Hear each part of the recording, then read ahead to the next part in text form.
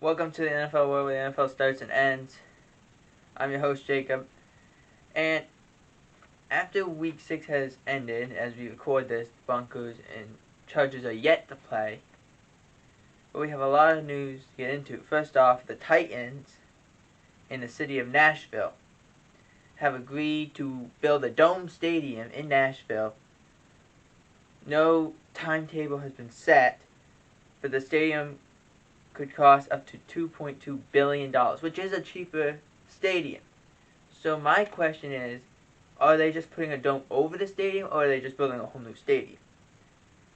Now, there was, when we talked about the Bears leaving for Arlington Heights, Illinois, instead of staying in Chicago, the Chicago mayor, I guess you could call her, said, well, why don't we just build a dome over Soldier Field? Well, that's smart, and it's not smart because it's called the Windy City. So, but then their design was, let's not create a dome. Let's create like a glass top, like they have in Los Angeles, where it's a glass top. It looks like a roof, but it's open. The problem with that is, it snows in Chicago. It's windy. That would not survive, and a lot of people would get hurt. Fans, players, anyone would get hurt. So, I'm wondering if that is the case here, or if they're just building a whole new stadium altogether. After Coach Matt Rule's firing, the Panthers have decided to fire defensive coordinator Phil Snow. Phil Snow was with Matt Rule when he was an assistant, and has pretty much gone everywhere Matt Rule has gone. And it was kind of surprising when Rule got fired as early as he did. Not surprising that it did happen, but surprising when it happened.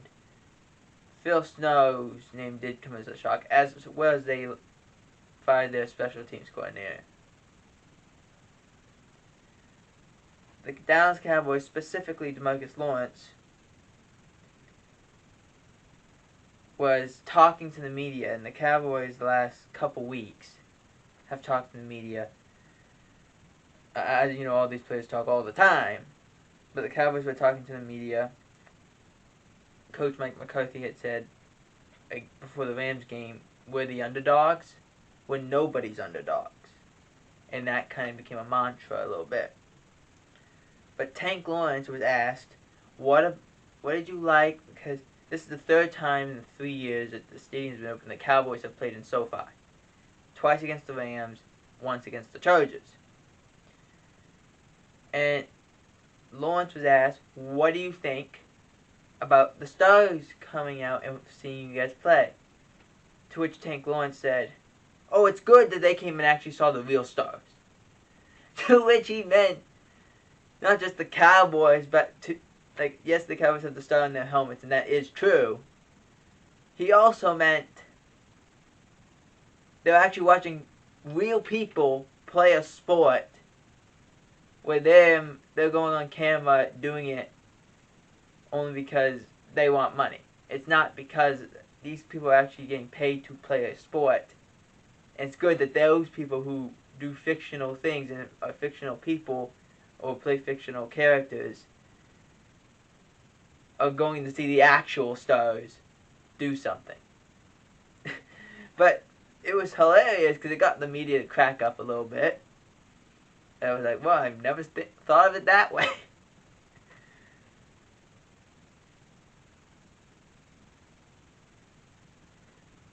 Now, up to some sad news, I guess, if you were the Saints, as Alvin Kamara, who's been in the spotlight since February, who at one point could have been put in prison for over 10 years for battery. Kamara is being sued $10 million for that incident. It's unfortunate. Kamara's a good football player. But something happened in February. This is my problem with the world right now. as much as we've had all kinds of other problems, but in sports, when athletes do get in trouble, they get in trouble a month before charges are even filed, or a year, or a couple years. There should be a statute of limitations of when you can and cannot file. Because if there's something that should be a statute of limitations, it should be when a charge can be filed. The Davante Adams thing is a great example. Something happened. The guy, as I can explain, the Davante Adams one, which is not considered a misdemeanor, it's lower than that. It's more like a civil violation. Yes, he pushed the guy over, but the guy wasn't supposed to be there. The guy was told not to be on the field. So, the same goes for here. Like, it's kind of like this incident happened in February. We're only talking about it now in October. Mid-October.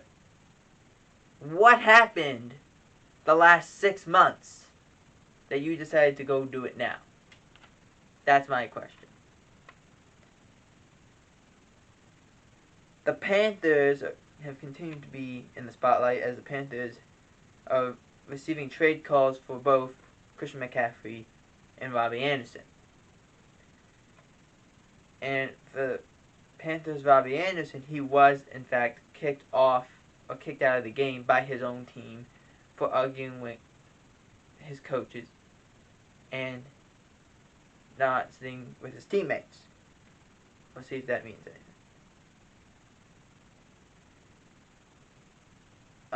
Also, the Rams are thinking about trading Cam Akers. He didn't play yesterday because of a personal issue. I think that's more because he and McVay aren't really getting along at this point. He believes he should get more. He isn't. So, he could be traded. Question is where, not when, where.